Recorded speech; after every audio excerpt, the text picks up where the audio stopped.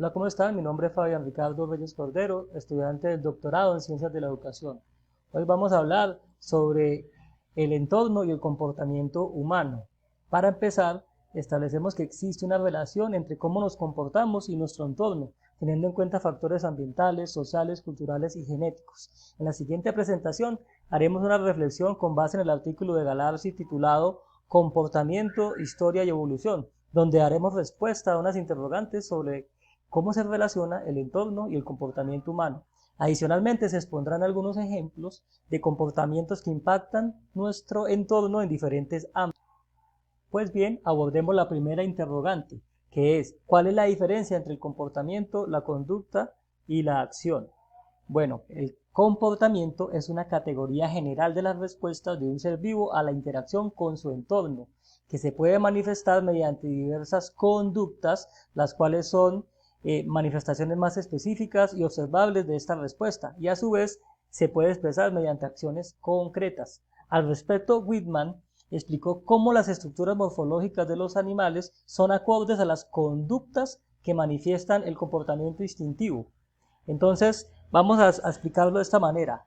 El comportamiento instintivo, en este caso, es esa categoría amplia de respuesta y esta incluye respuestas tanto internas como externas y se puede manifestar mediante diversas conductas. Entonces, son ejemplos de conductas del comportamiento instintivo, por ejemplo, cuando una ave está empollando un huevo o cuando alimenta a sus crías o cuando esta cría salta al vacío para intentar volar.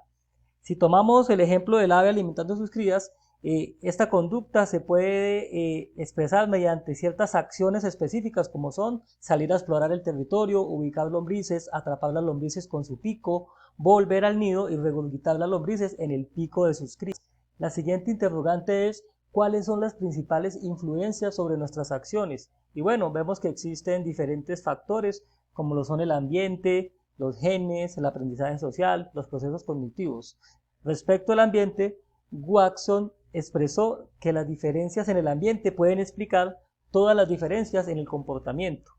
Con respecto a los genes, Whitman los vinculó con el comportamiento instintivo. El aprendizaje social, por su parte, se describe como la influencia que recibe un animal fruto de la presencia de otro que tiene experiencia, la cual es copiada por el primero para recibir un beneficio. En el ser humano, este aprendizaje social se puede manifestar, por ejemplo, en la cultura o en la educación formal. El otro aspecto son los procesos cognitivos, que ya son muy específicos de los seres humanos y tienen que ver con el pensamiento y los procesos biológicos del cerebro que se desarrollan en especial en la corteza prefrontal, la cual está involucrada en procesos complejos como la expresión de la personalidad, la toma de decisiones y el establecimiento de metas. El siguiente interrogante es, ¿al actuar seguimos patrones designados previamente o improvisamos? Y bueno, de acuerdo a la lectura, podemos establecer que nuestras acciones están determinadas por una combinación entre estos dos factores. Por ejemplo, los comportamientos previamente designados pueden ser nuestros instintos y los procesos que improvisamos tienen que ver con lo que está relacionado con procesos creativos producto de la acción de la corteza prefrontal como se analizó anteriormente. Un ejemplo de los patrones previamente establecidos es el llanto de un bebé recién nacido. Por su parte, un proceso creativo lo vemos en actividades como el arte, el deporte y la aplicación de la ciencia para crear nuevos inventos. La última interrogante es, ¿por qué a veces nos cuesta trabajo entendernos con los demás? Y bueno, hemos visto que la falta del entendimiento con otra persona es producto de estar bajo influencias diferentes. ¿En qué? En los aspectos que acabamos de mencionar, como el ambiente, los genes, la educación o la cultura, entre otros. Por ejemplo, la postura frente a la poligamia no es la misma que se concibe en el Oriente que en el Occidente. Bien, ahora veamos ejemplos de comportamientos que transforman nuestro entorno en diferentes ámbitos. Yo lo quise enfocar especialmente en la educación. El primer ejemplo de estos comportamientos es la aplicación de la investigación escolar como estrategia de enseñanza. ¿Y en qué radica su impacto? En que ayuda a los estudiantes a desarrollar habilidades para la vida, brindando una experiencia de aprendizaje enriquecida.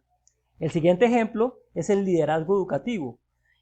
¿Cómo es el impacto? Pues que logra que todos los actores del proceso educativo se apropien del objetivo común, que es lograr el aprendizaje de los estudiantes, y para ello pongan a disposición de esta meta todos los recursos humanos y financieros que tienen a su disposición. El siguiente ejemplo es la práctica de la empatía, pues tener la capacidad para percibir las emociones, sensaciones y sentimientos de los estudiantes le permite al docente generar una atmósfera positiva que favorece la motivación, las ganas no solo de aprender de los estudiantes, sino además de superar todos los obstáculos que se le presentan en los diferentes ámbitos de su vida. El siguiente ejemplo es fomentar el pensamiento crítico. Esto nos permite cultivar habilidades cognitivas y metacognitivas que preparen a los estudiantes para abordar los desafíos de un mundo en continua evolución. El último ejemplo que vamos a aplicar es la comunicación asertiva, que en el ámbito educativo impacta en la actitud, predisposición hacia las actividades de aprendizaje que tienen los estudiantes.